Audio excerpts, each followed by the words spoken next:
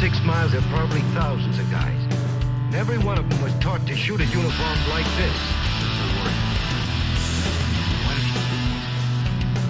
I'm not worried. What's going to happen, Lieutenant? Somebody around there saw a plane go down. They might be looking for us in the woods all night. Feel a lot easier if ours. Very much. Glad you fellas didn't get your rifles out of the plane. What's he?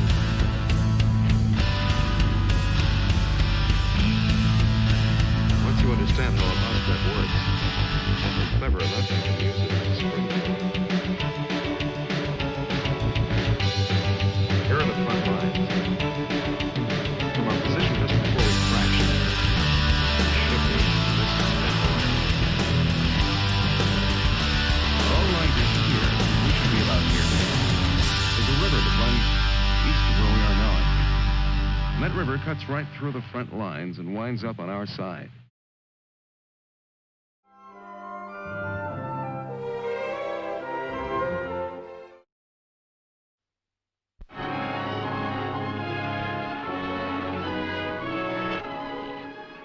This is a story simple but dramatic.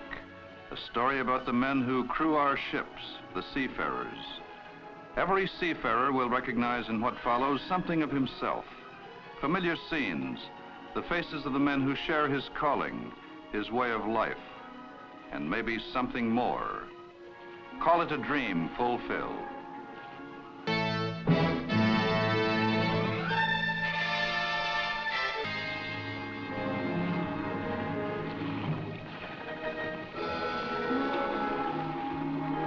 From Vancouver down the long Pacific coast, around the great curve of the Gulf of Mexico, up the rim of the Atlantic from Tampa to Halifax, in every major North American port close by the waterfront, there is a headquarters of the Seafarers International Union. This is headquarters for the SIU Atlantic and Gulf districts. More than just a building, a solidly impressive symbol of what seafarers have achieved. And like every SIU headquarters, the heart of this one is its hiring hall. Run by seafarers, for seafarers. Going coastwise, 1 second cooking bacon.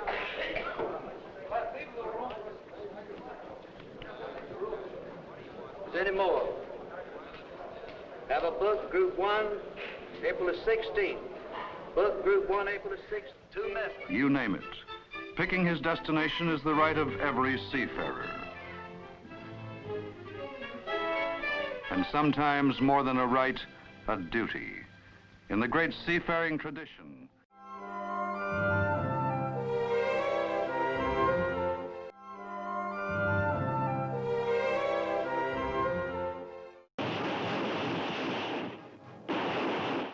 Give or take a few thousand, I figured the loot on this deal at $2 million. There should be that much in the track offices.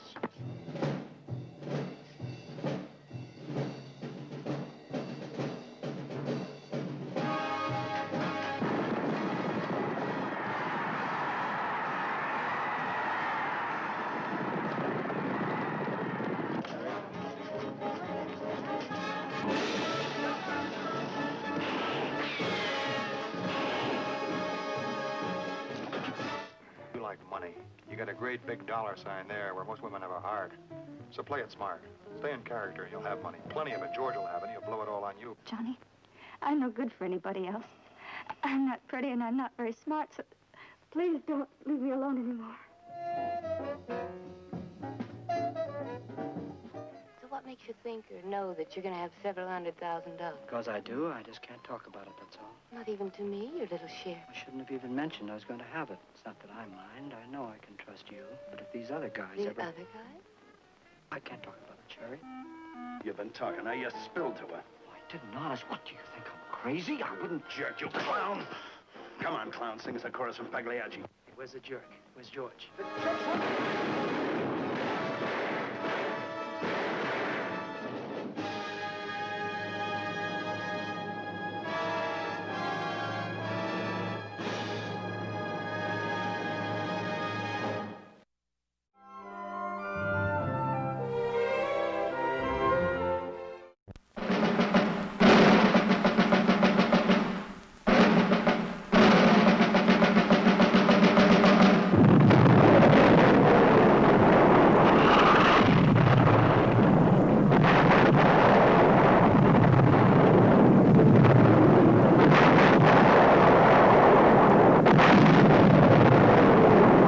like me to suggest what you can do with that promotion?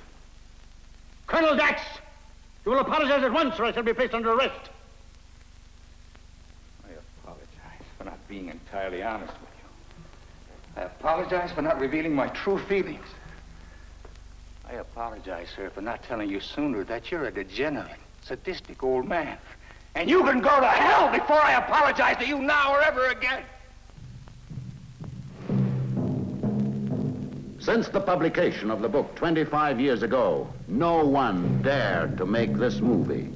It was too shocking, too frank. What sort of casualties do you anticipate, sir? Say 5% killed by our own barrage. It's a very generous allowance. 10% more in getting through no man's land, and 20% more getting through the wire. That leaves 65%, with the worst part of the job over. Let's say another 25% in actually taking the anthill. We're still left with a force more than adequate to hold it. General, you're saying that more than half my men will be killed. Aside from the inescapable fact that a good many of your men never left the trenches, there's the question of the troops' morale. Don't forget that. The troops' morale? Certainly. These executions will be a perfect tonic for the entire division. There are few things more fundamentally encouraging and stimulating than seeing someone else die.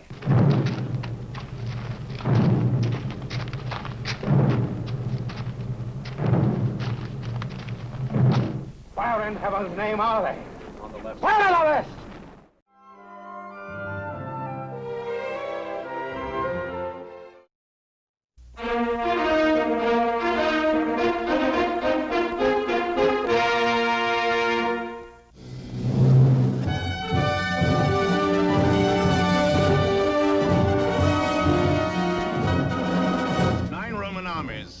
Destroyed by Spartacus, and our defeat will mean the fall of Rome. Spartacus, a motion picture unequaled in the entire history of filmmaking, unlikely ever to be surpassed in the magnitude of production, in the fervor and passion of its conflict, in the tenderness and beauty of its love story. Nothing was spared to make Spartacus the superb achievement it is. Neither time, nor money, nor talent. For in Spartacus, you will see the finest cast ever assembled, relive history's most exciting and inspiring drama.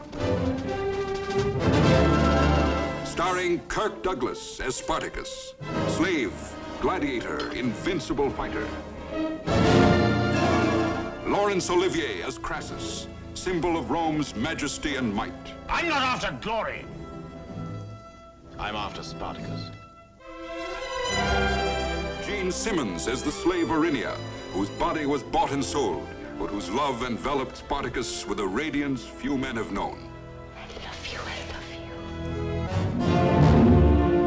Charles Lawton as Gracchus, the leader of the Roman Senate. Peter Ustinov as Batiatus, shrewd and devious dealer in human flesh.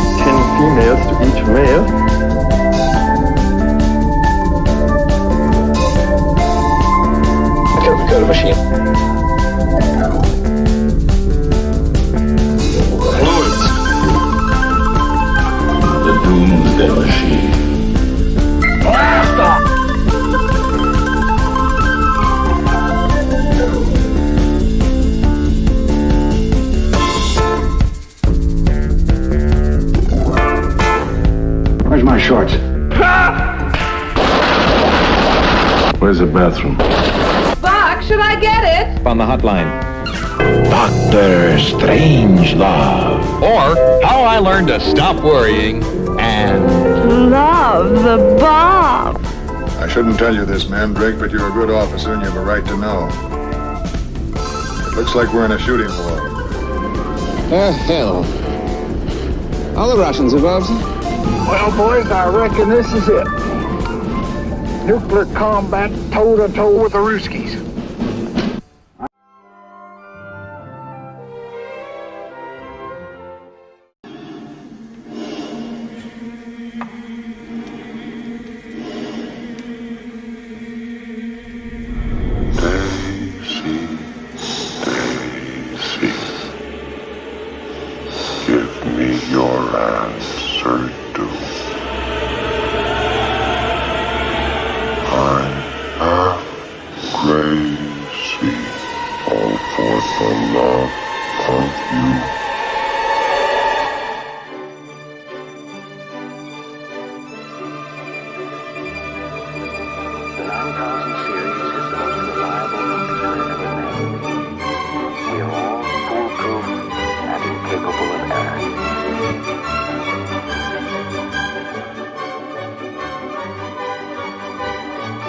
Open the pod bay doors, Hal.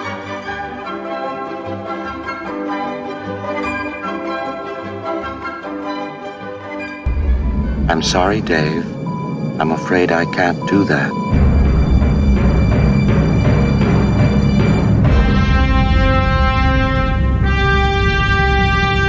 What's the problem? I think you know.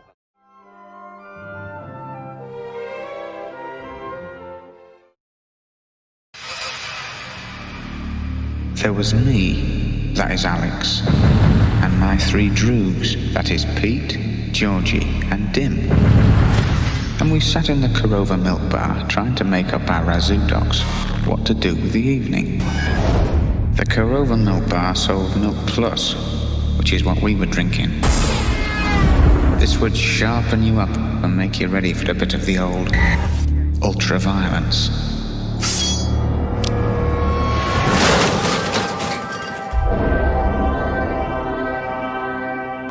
Hi there, my little droogies. Great time, isn't it, Alex Boyle? He's enterprising, aggressive, young, bold, vicious. He'll do. Who on earth could that be? Now it was lovely music that came to my aid. A bit of the old Ludwig van.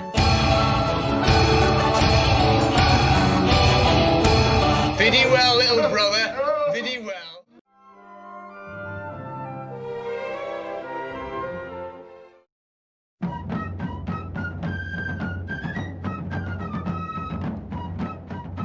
Barry Lyndon, a film by Stanley Kubrick, starring Ryan O'Neal and Marissa Berenson, has won the Best Picture and Best Director award presented by the National Board of Review.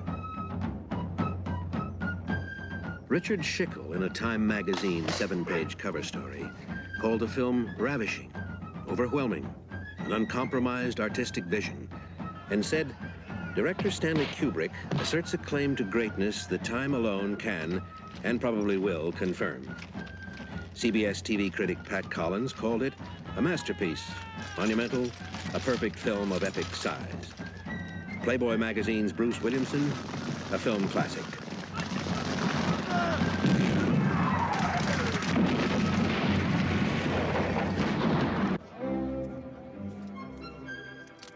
Rex Reed of the New York Daily News wrote, as an 18th century rake's progress, Barry Lyndon catalogues the rise and fall of a likable scoundrel, liar, cheat, and social climber, transporting the viewer into a world of long ago and creating the kind of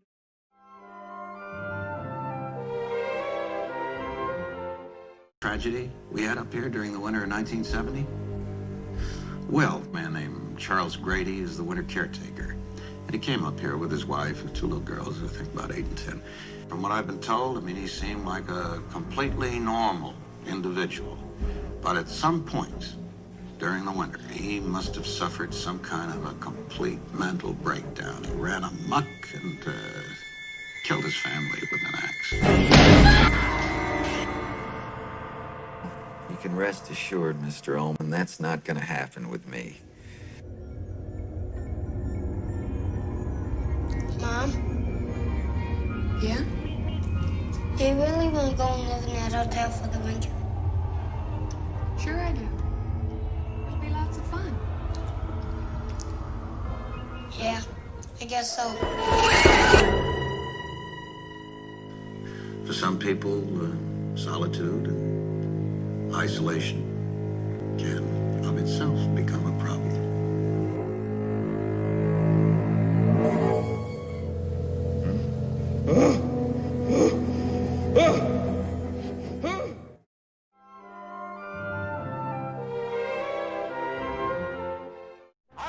Senior drill instructor. From now on, you will speak only when spoken to, and the first and last words out of your filthy sewers will be, sir. Do you maggots understand that? Sir!